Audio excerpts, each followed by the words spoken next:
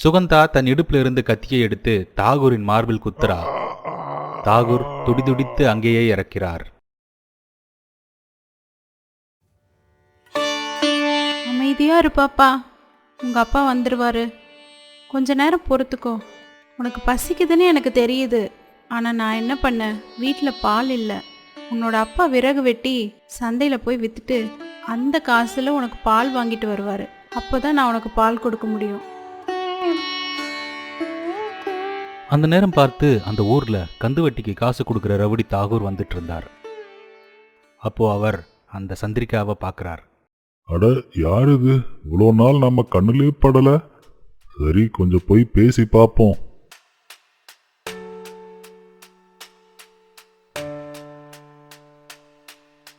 ஏமா, இந்த குழந்தை ஏன் இப்படி அழுகுது? ஐயா, இது என்னோட பொண்ணுங்க. 2 நாளாக இவளுக்கு பால் இல்லை. பசியில் ரொம்ப அழுகிறா. இன்னும் கொஞ்ச நேரத்தில் இவளோட அப்பா வந்துடுவார். வரும்போது பால் வாங்கிட்டு வருவார். அதை குடித்ததும் இவ நல்லா தூங்கிடுவா. அட, அந்த ரகுவா? அவனால உனக்கு ஒன்றும் ஆக போறதில்ல. நீ ஏன் இன்னும் அவன் கூட குடும்பம் நடத்துற? பேசாம நீ என்னோட வா, நான் உன்னை ராணி போல பார்த்துக்கிறேன். உனக்கும் உன் குழந்தைக்கும் எந்த குறையும் இருக்காது. நீங்கள் என்ன பேசுகிறீங்க? ஏழையாக இருந்தாலும் என் கணவரை என்னால் ஏமாற்ற முடியாது. நீங்கள் உடனே இங்கேருந்து போயிடுங்க. இப்படி மோசமான எண்ணம் இருக்கிற உங்ககிட்ட என்னால் பேச முடியாது. ஏய், நல்லா யோசிச்சுக்கோ. நான் எப்படிப்பட்டவன்னு உனக்கு தெரியும்னு நினைக்கிறேன். என்னை எதிர்த்து பேசினா அதுக்கு நீ என்ன விலை கொடுக்கணும்னு தெரியுமா? நீங்கள் இந்த ஊரில் வேணால் பெரிய ஆளாக இருக்கலாம். ஆனால் நான் என் கணவருடன் மகிழ்ச்சியாக தான் இருக்கேன். அவர் இடத்தை நான் யாருக்கும் கொடுக்க மாட்டேன். நீ இப்போவே இங்கேருந்து போயிடு. நீ என்னை ரொம்ப காயப்படுத்திட்ட. இப்பவே உன்னை என்ன பண்றேன்னு பாரு. பிறகு தாகூர் சந்திரிகாவின் முடியை பிடித்து அவளை அங்கிருந்து இழுத்துச் செல்ல தொடங்குகிறார். ஐயோ, என்ன செய்யற? என்னை விட்டுடு, எனக்கு வலிக்குது. என்னோட குழந்தையும் எப்படி அழுதுன்னு பாரு. என்னை விட்டுடு, விட்டுடு. ஐயோ அம்மா. இப்ப நீங்க 2 பேரும் இந்த உலகத்துல வாழவே முடியாது. என்னை எதிர்த்ததால என்ன ஆகும்னு இப்ப தெரியும் உனக்கு. சந்திரிகா அழுது கொண்டே கத்திக்கொண்டே தன் குழந்தையை மார்போடு அணைத்துக் கொள்கிறாள். ஆனால் தாகூர் அவளது முடியை பிடித்து அடர்ந்த காட்டுக்குள்ள இழுத்துட்டு போறாரு. அங்க ஒரு பெரிய குழி இருக்கு. அதுல தாகூர் சந்திரிகாவையும் அவளது அப்பாவி குழந்தையையும் தள்ளி விடுகிறார். ஐயோ, எங்களை விட்டுடுங்க. என்னோட கணவர் வந்துட்டு இருப்பாரு. நாங்கள் வீட்டில் இல்லைன்னா அவர் ரொம்ப கஷ்டப்படுவார். என் குழந்தைக்காக என்னை மன்னிச்சு விட்டுருங்க. நான் தான் தப்பு செஞ்சிட்டேன். ஆனால் நீங்கள் நினைக்கிற மாதிரி பொண்ணு நான் இல்லை. சந்திரிகாவோ தேம்பி தேம்பி அழுகிறா. ஆனா தாகூர் அவளது பேச்சை கேட்கவே இல்லை. ஐயோ, எங்களை காப்பாத்துங்க. இப்படி பண்ணாதீங்க ஐயா. தயவு செஞ்சு எங்களை விட்டுடுங்க. யாராவது எங்களை காப்பாத்துங்க. ஐயோ. ஆனா தாகூர் எதையும் கேட்காம குழிய மண்ணால மூடுறாரு. என்னையே அசிங்கப்படுத்துறியா? உன்னை பார்த்தது எனக்கு ரொம்ப பிடிச்சு போச்சு. ஆனா நீ என்னை உதறி தள்ளிட்ட. இனி நீ இந்த உலகத்துல இருக்க மாட்ட. இப்போ நான் உன்னோட கணவனை எப்படி உனக்கு எதிராக பயன்படுத்துறேன்னு பாரு. அவனுக்காகத்தானே நீ என்னை வெறுத்த. இப்போ உன் கணவன் உன்னை எப்படி வெறுக்க போறான்னு பாரு.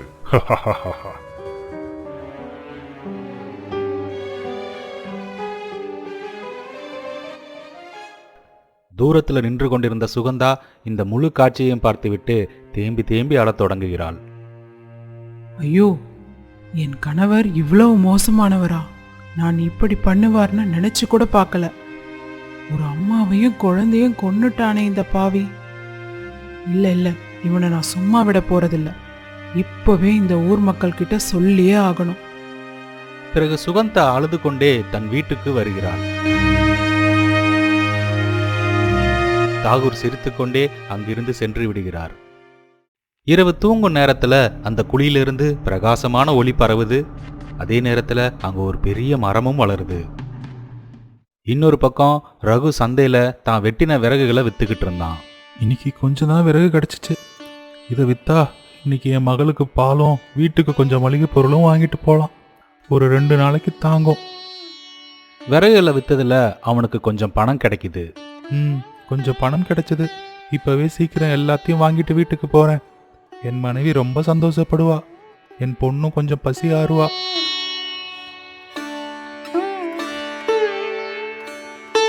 ரகு வீட்டுக்கு தேவையான பொருளையும் குழந்தைக்கு பாலையும் வாங்கிக்கிட்டு தன்னோட வீட்டுக்கு வரான்.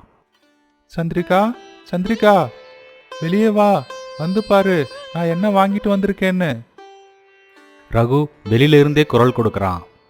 ஆனா உள்ள இருந்து யாருமே வரல. அட, இது என்ன இவ்வளோ நேரமா குரல் கொடுக்குற? யாருமே ஏன் வெளியே வரல? சரி, நாம உள்ள போய் பார்க்கலாம். ரகு உடனே வீட்டுக்குள்ள போய் பார்க்கறான். ஆனா அங்க யாருமே இல்ல. இது என்ன சந்திரிகா, எங்க போன? குழந்தையோடு எங்க போன? இப்ப நான் என்ன பண்ணுவேன்? 2 பேரையும் எங்க போய் தேடுவேன்? கொஞ்ச நேரத்துல இருட்டாயிடுமே.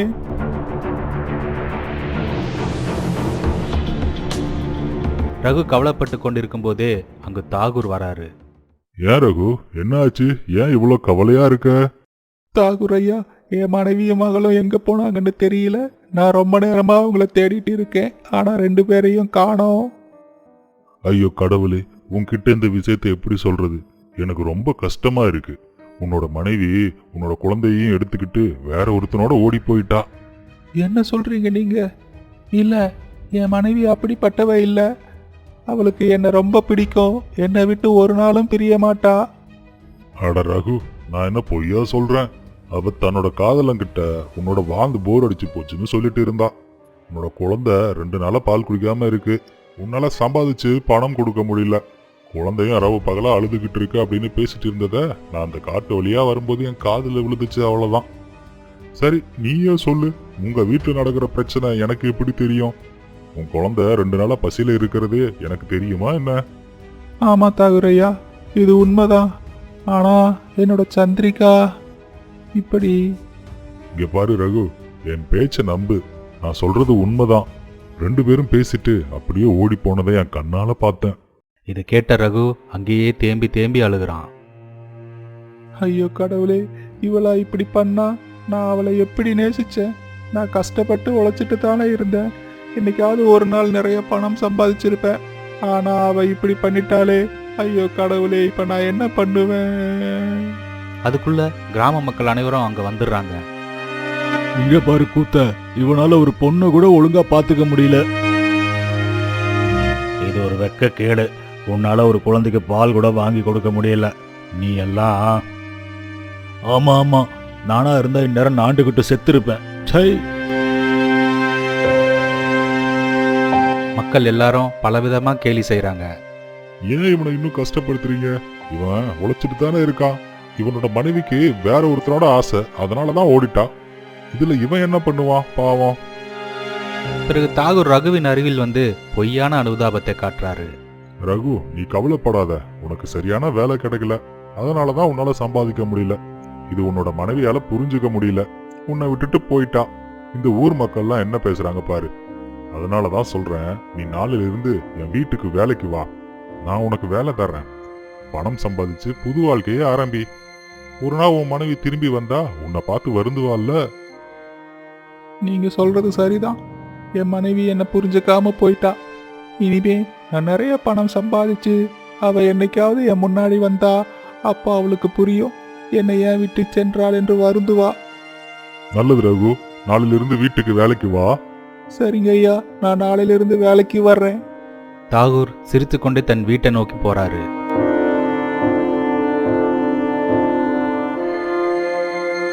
தாகூர் தன் வீட்டுக்கு வந்தவுடன், என்ன விஷயம்? இன்னைக்கு சந்தோஷமா இருக்கீங்க? அட, ஊர் பெரிய மனுஷன்னா சும்மாவா? சிரிக்காம என்ன அழுதுட்டா இருக்கணும்? ஓஹோ, நான் எல்லாத்தையுமே பார்த்தேன். ஒரு பொண்ணையும் அவளோட குழந்தையும் உயிரோட குழியில தள்ளி கொன்னதை நான் பார்த்தேன். இதை பண்ணிட்டு எப்படி உங்களால சந்தோஷமா இருக்க முடியுது? ஏய் சுகந்தா, என்ன பேசுற நீ? நான் யாரையும் கொல்லல. கனவு கிடவு கண்டியா என்ன? பொய் சொல்லாதீங்க. நீங்க அந்த பொண்ணையும் அவளது குழந்தையும் இழுத்து சென்று அந்த காட்டு மண்ணுக்குள்ள புதைச்ச போது நான் அங்கதான் இருந்தேன். இதையெல்லாம் தூரத்துல இருந்து பார்த்துக்கிட்டு தான் இருந்தேன். நீங்க ஒரு குடும்பத்தையே அழிச்சிட்டீங்க. இந்த விஷயத்த நான் இப்பவே ஊர் மக்கள் கிட்ட போய் சொல்லி நீங்க எவ்வளோ பெரிய கொலைகாரன்னு சொல்ல போறேன். ஓ, உனக்கு விஷயம் தெரிஞ்சிடுச்சா? நீ ஊர் மக்கள்கிட்ட எப்படி சொல்றேன்னு பாக்குறேன். என்னோட பேச்ச கேட்காத யாரா இருந்தாலும் இதே கதிதான். ஐயோ, என்ன பண்றீங்க? என்னை எங்க கூட்டிட்டு போறீங்க? என்னை விட்டுடுங்க. என்னையும் அந்த குழியில புதைக்க போறீங்களா? நான் உன்னை கொல்ல மாட்டேன். ஏன்னா நீ என்னோட பொண்ணுக்கு தாய். ஆனா உன்னை அறையில பூட்டி வைக்க போறேன். உன்னால தப்பிக்கவே முடியாது. ஐயோ வேண்டாம், இதெல்லாம் கடவுள் பார்த்துட்டு தான் இருக்காரு. இதுக்கு பதில் நீங்க சொல்லியே ஆகணும். இதெல்லாம் காதுல வாங்காத தாகூர் சுகந்தாவை அந்த ரூம்ல போட்டு அடைச்சிடுறாரு. இப்படியே கொஞ்ச நாள் போகுது. ரகு தினமும் வந்து தாகூர் வீட்டில் வேலை செய்துட்டு போறான். இப்படியே மேலும் சில நாட்கள் போகிறது. ஒரு நாள் அந்த காட்டின் வழியாக 2 நண்பர்கள் போயிட்டு இருந்தாங்க. அப்ப திடீர்னு ஒரு அழுகுரல் கேக்குது. டேய் இருடா, உனக்கு கேக்குதா? யாரோ அழுகிற குரல் கேக்குது, வா யாருன்னு போய் பாப்போம். ஆமாடா, எனக்கும் கேக்குதுடா, வா போலாம். 2 பேரும் அந்த அழுகுரல் வரும் திசையை நோக்கி போறாங்க. ஆனா அந்த மரத்தடியில நிறைய தங்க காசுகள் இருப்பதை பார்க்கறாங்க. டேய் இங்க பாரு, எவ்வளோ தங்க காசு! இவ்வளோ தங்கத்தை நான் பார்த்ததே இல்லை. இது ஒரு மந்திர மரம் போல. வா நம்ம போய் எடுத்துக்கலாம். பவன் அந்த புதையலை எடுக்க அந்த மரத்துக்கு பக்கத்துல போறான். அப்ப மரத்திலிருந்து ஒரு ஒளி பிரகாசமா அடிக்குது. அந்த நேரத்துல அவன் அந்த மரத்துக்குள்ள ஈர்த்து மாயமா மறைஞ்சு போறான். இதை பார்த்த குமாருக்கு ஒரே அதிர்ச்சி. ஐயோ, இது சாதாரண மரம் இல்லை. நான் இந்த விஷயத்தை உடனே ஊர் மக்கள்கிட்ட சொல்லணும். உடனே குமார் அங்கிருந்து ஓடி போய் ஊர் மக்கள்கிட்ட சொல்றான். இந்த செய்தி காட்டு தீ போல பரவுது. ஆசைப்பட்டு நிறைய பேர் அங்க புதையலை எடுக்க போய் மாயமா மறைஞ்சு போறாங்க. ஒரு நாள் தாகூரின் மகள் சாயா வீட்டு வாசல்ல நின்று தேம்பி தேம்பி அழுதுகிட்டு இருந்தா. அம்மா அம்மா, எனக்கு அம்மா வேணும். அம்மா எங்க போனீங்க? அந்த நேரத்துல வீட்டுல வேலை செஞ்சுட்டு இருக்கும் ரகு சாயா அழுவதை பார்க்கறான். அட, தாகூர் ஐயாவின் மக ஏன் இப்படி அழுகிறா? நான் போய் என்னன்னு கேட்கணும். என்னாச்சு பாப்பா, ஏன் அழுகிற? என்னோட அம்மாவை ரொம்ப நாளா காணோம். நான் எல்லா இடத்துலயுமே தேடினேன், ஆனா எங்கேயுமே காணோம். நீ என்ன சொல்ற? இதை நீ உன் அப்பாட்ட சொல்லலையா? சொன்னேன், ஆனா இத பத்தி கேட்க கூடாது, யார்கிட்டயுமே சொல்லக்கூடாதுன்னு சொல்லிட்டாரு. அப்படி சொன்னா என்ன கொன்னுடுவேன்னு சொல்லிட்டாரு. என்னது, உன் அப்பாவா இப்படி சொன்னார்? என் மனைவியோ யார் கூடவோ ஓடி போயிட்டா. ஆனா உன் அம்மா அப்படி போக வாய்ப்பில்லையே. அவர் ஏன் உன் அம்மாவை தேடல? நம்ம கிராமத்துல என்னதான் நடக்குது? சரி சரி, நீ அழாத, உன் அம்மா வந்துருவாங்க. ரகுக்கோ ஒண்ணுமே புரியல. கவலையோடும் யோசனையோடும் அங்கிருந்து போயிடுறான். நானே போய் என் அம்மாவை தேடி கண்டுபிடிப்பேன். அம்மா ஊருக்கு வெளியில இருக்கிற காட்டுக்கு தான் அடிக்கடி போய் சாமிக்கு பூ பறிப்பாங்க. அங்க போய் தான் அவங்க வழி தெரியாம மாட்டிக்கிட்டு இருப்பாங்க. நானே போய் எங்க அம்மாவை கூட்டிட்டு வரேன். இப்ப சாயா அந்த அடர்ந்த காட்டுக்குள்ள போறா. கொஞ்ச நேரத்திலேயே அந்த மாய மரத்துக்கு பக்கத்துல வந்துட்டா. அப்போ ஒரு அழுகுரல் கேக்குது. அட, இந்த மரத்துக்கு பின்னால அழுகிற குரல் கேக்குது. ஒருவேளை என் அம்மாவா இருக்குமோ? நான் போய் பார்க்கறேன். இது என்ன, இவ்வளோ தங்க காசு இருக்கு? இது எப்படி இங்க வந்துச்சு? இந்த காசு மூலமா யார்கிட்டயாவது உதவி கேட்கலாம். என் அம்மாவை கண்டுபிடிச்சு தரவங்களுக்கு தங்க காசு தருவேன்னு சொன்னா அவங்க எப்படியாவது என் அம்மாவை கண்டுபிடிச்சு தருவாங்க. சாயா அந்த காசை தொட்டவுடன் அந்த மரத்திலிருந்து பிரகாசமான ஒளி பரவுது. சாயாவும் அந்த மரத்துக்குள்ள ஈர்க்கப்பட்டு மாயமா மறைஞ்சு போறா. அப்போ வெளியூர் போயிருந்த தாகூர் தன் பங்களாவுக்கு வருகிறார். சாயா, சாயா, நீ எங்க இருக்க? அட, இவ எங்க போனா?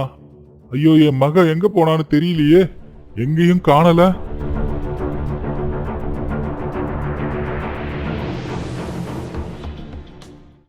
ஐயா, என்னாச்சு? நீங்க ஏன் இவ்வளவு பதட்டமா இருக்கீங்க?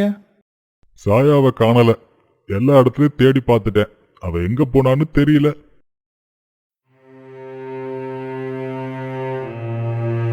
இவங்க வீட்டுல என்னதான் நடக்குது? முதல்ல அவரோட மனைவியை காணோம், இப்ப அவரோட மகளும் காணோமே. ஊர்ல பல பேர் காணாம போயிட்டாங்க. ரகு கிராமத்துக்கு போறான். அங்க மக்கள் எல்லாம் ஒண்ணு கூடி பேசிட்டு இருப்பதை பார்க்கறான். கொஞ்ச நாளா நம்ம ஊர்ல மக்கள்லாம் காணாம போறாங்க. அங்க என்ன நடக்குதுன்னு தெரியல.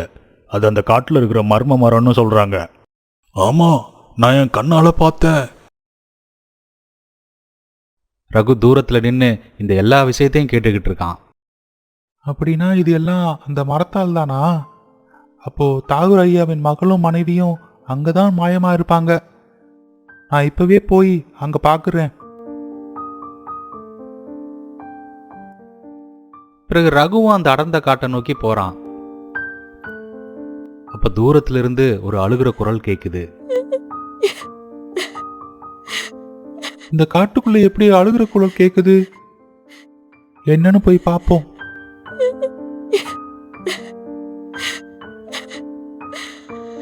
அட, இந்த மரத்துல இருந்து தான் கேக்குது.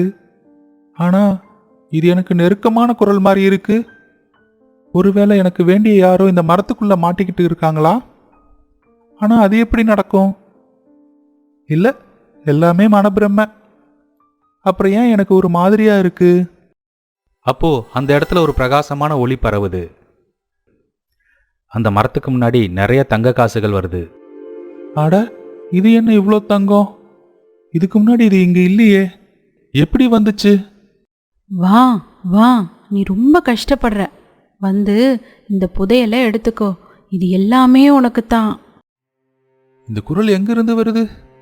இல்ல, எனக்கு இந்த புதையல் எல்லாம் வேண்டாம். பணத்தால அமைதி கிடைக்காது. எனக்கு என் மனைவியும் குழந்தையும் வேணும். அவங்க எங்க இருக்காங்க, என்ன ஆனாங்கன்னு தெரியல. என்னோட மனைவி இன்னொருத்தனோட ஓடிட்டான்னு ஊர்ல சொல்றாங்க. ஆனா என் மனைவி அப்படி செஞ்சிருக்க மாட்டான்னு எனக்கு தோணுது. எங்க ஊர்ல மக்கள் எல்லாம் காணாம போறாங்க. அவங்க எங்க மாயமா போறாங்கன்னு மட்டும் எனக்கு தெரியணும். அது தெரிஞ்சா சொல்லு. அப்போ உனக்கு இந்த புதையல் வேண்டாமா? இல்ல, வேண்டாம். இவங்க எல்லாம் எப்படி மாயமா போறாங்கன்றது மட்டும் தெரிஞ்சா போதும். அப்போ பிரகாசமான ஒளி மறுபடியும் வருது. அந்த முழு காசுகளும் அங்கிருந்து மாயமா மறைஞ்சிடுது.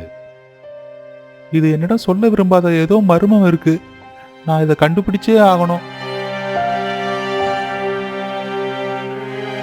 பிறகு ரகு அங்கிருந்து குளத்தின் கரைக்கு வருகிறான். என் மனைவியும் குழந்தையும் எங்க எப்படி இருப்பாங்கன்னு தெரியல. ஊர் மக்களுக்கு வேற என்ன நடக்குது? கடவுளே, எனக்கு ஏதாவது ஒரு வழிகாட்டு. அப்போ அந்த நேரம் பார்த்து ஒரு சாமியார் வராரு.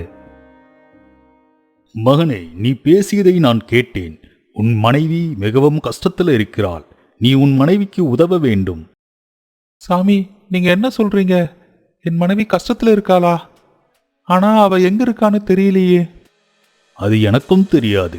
நீ அந்த மரத்தின் மர்மத்தை தீர்த்தால் உன் மனைவி எங்கு இருக்கிறாள் என்று உனக்கு தெரியும். ஆனால் அதற்கு முன் நீ தாகிரின் மனைவியை கண்டுபிடிக்க வேண்டும். அவளால் மட்டும்தான் உனக்கு முழு மர்மத்தையும் சொல்ல முடியும். அவள் தாகூரின் பங்களாவில் தான் இருக்கிறாள். அவளை கண்டுபிடி, உனக்கு அங்கிருந்து பதில் கிடைக்கும். சரி சாமி, நான் உடனே அங்க போகிறேன். என்ன ஆசீர்வதியுங்கள். பிறகு சாமியார் அங்கிருந்து போயிடுறாரு. ரகுவும் பங்களாவுக்கு போகிறான். பங்களாக்குள்ள ஒரு அறையில சத்தம் கேக்குது. யாராவது இருக்கீங்களா? என்னை காப்பாத்துங்க, எப்படியாவது என்னை காப்பாத்துங்க. யாரு இப்படி கத்துறாங்க? இது உள்ள இருந்து தான் வருது. நான் இப்பவே போய் பார்க்கணும். ரகு அந்த சத்தத்தை தொடர்ந்து சென்று அந்த மூடி அறையை அடைகிறான். யாராவது இருக்கீங்களா? என்னை காப்பாத்துங்க, எப்படியாவது என்னை காப்பாத்துங்க. அங்கே சுகந்தா சங்கிலியில கட்டப்பட்டிருக்கிறா. என்னை காப்பாத்து, நான் உடனே ஊர் மக்களை பார்க்கணும். அம்மா, நீங்க ஐயாவோட மனைவியாச்சே. நீங்க எப்படி இங்க? உங்க மகள் நீங்க காணோன்னு தேடிக்கிட்டு அழுதுகிட்டு இருந்தா. அப்போ சுகந்தா அழுது கொண்டே முழு உண்மையையும் சொல்கிறாள். இல்ல இல்ல, தாகூர் ஐயா என் மனைவியை அப்படி செஞ்சிருக்க மாட்டாரு. இல்லப்பா, நான் என் கண்ணால பார்த்தேன். நானே ஊர்ல இருக்க எல்லார்கிட்டேயும் சொல்றேன்னு சொன்னேன். அதனால தான் என்னை உள்ள அடைச்சி வச்சிட்டாரு. இப்போ உடனே மக்கள்கிட்ட போய் முழு உண்மையும் சொல்ற நேரம் வந்துருச்சு. ஓ, அதனாலதான் அந்த மரத்துல இருந்து எனக்கு ஒரு நெருக்கமான உணர்வு ஏற்பட்டுச்சா? வாங்கம்மா, நாம அவரோட உண்மைய எல்லாருக்கும் சொல்லுவோம். பிறகு இருவரும் அங்கிருந்து புறப்பட்டு கிராமத்தின் பொது இடத்திற்கு வராங்க. இந்த தாகூர் அம்மாவுக்கு என்னாச்சு? இங்க எப்படி வந்தாங்க? அப்போ சுகந்தா அழுது கொண்டே முழு கிராம மக்களுக்கும் உண்மையை சொல்றா. என்ன, தாகூரையா இவ்வளோ பெரிய குற்றம் செஞ்சாரா? ஆமா, இதனால தான் அந்த மரம் மர்மமா இருக்கு. அங்க வேறு யாரும் இல்லை, என் மனைவியின் ஆத்மா தான் இருக்கு. கிராம தலைவர் மற்றும் கிராம மக்கள் அனைவரும் ஒன்று கூடி இந்த மர்ம மரத்தின் அருகில் வருகிறார்கள். மக்களே, எல்லாரும் இந்த புதையலை எடுத்துக்கொள்ளுங்க. உங்கள் எல்லாரையும் நான் பணக்காரனா ஆக்குறேன். வேண்டாம், இந்த புதையெல்லாம் வேணாம். நீ யார், உனக்கு எவ்வளோ கஷ்டம் இருக்கு என்பதெல்லாம் எனக்கு தெரியும். நான் அந்த கஷ்டத்தை போக்கத்தான் வந்திருக்கேன். நீ உண்மையை சொல். அப்போ திடீர்னு அந்த முழு செல்வமும் மாயமா மறையுது. பிரகாசமான ஒளி பரவுது. அந்த நேரத்துல சந்திரிகாவின் ஆன்மா அங்க வருகிறது. சந்திரிகா, நீ நல்லா இருக்கியா? என்னை மன்னிச்சிடு. தாகூரின் வார்த்தையில நம்பி நான் ஏமாந்துட்டேன். தாகூர் என்னையும் என் குழந்தையும் இங்கே உயிரோட புதைச்சிட்டாரு. இந்த உண்மையை உன்னிடம் சொல்லவே தான் நான் ஆசைப்பட்டேன். அதனால தான் இவ்வளவு நாளாக இந்த மரத்தின் உருவத்தில் இருந்து அனைவருக்கும் ஆசை காட்டினேன். யார் ஆசைப்படாமல் இருக்கிறாரோ அவர் தான் உண்மையை அனைவரிடமும் கொண்டு வருவார்னு நினச்சேன். ஆனால் எல்லாருமே ஆசைப்பட்டார்கள். அதனால தான் அனைவரையும் மாயமாக எனக்குள்ளே ஈர்த்துக்கிட்டேன். உனக்கு மிகப்பெரிய அநீதி நடந்திருக்கு சந்திரிகா. இப்போது அதற்கான தண்டனை தாகூருக்கு நிச்சயமா கிடைக்கும். ஆனா நீ உனக்குள்ள ஈர்த்து கொண்ட எங்க கிராம மக்கள் அனைவரையும் திருப்பி கொடுத்துடு. சரி, நான் அனைவரையும் திருப்பி கொடுக்குறேன்.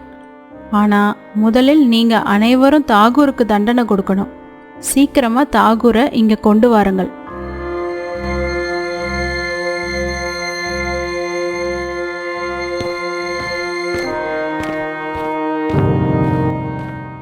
சிறிது நேரத்துல சில கிராம மக்கள் வந்து தாகூரை பிடித்து மரத்தின் முன் கொண்டு வருகிறார்கள். இது என்ன, நீங்க ஏன் இங்க கொண்டு வந்தீங்க? அட சந்திரிகா, நீ தான் செத்து போயிட்டியே. நான் தானே உன்னை கொன்ன. நான் இறந்துட்டா எனக்கு நீதி கிடைக்காதுன்னு நினச்சியோ? இப்போது நீயே உண்மையை உளறிட்ட. இந்த ஊர் மக்களே உன்னை பார்த்துக்கொள்வாங்க. பிறகு அனைத்து கிராம மக்களும் தாகூரை கடுமையா அடிக்க தொடங்குறாங்க. என்ன ஏன் அடிக்கிறீங்க? நான் எவ்வளவு பெரிய ஆள் தெரியுமா? நான் உங்க யாரையும் உயிரோட விட மாட்டேன்.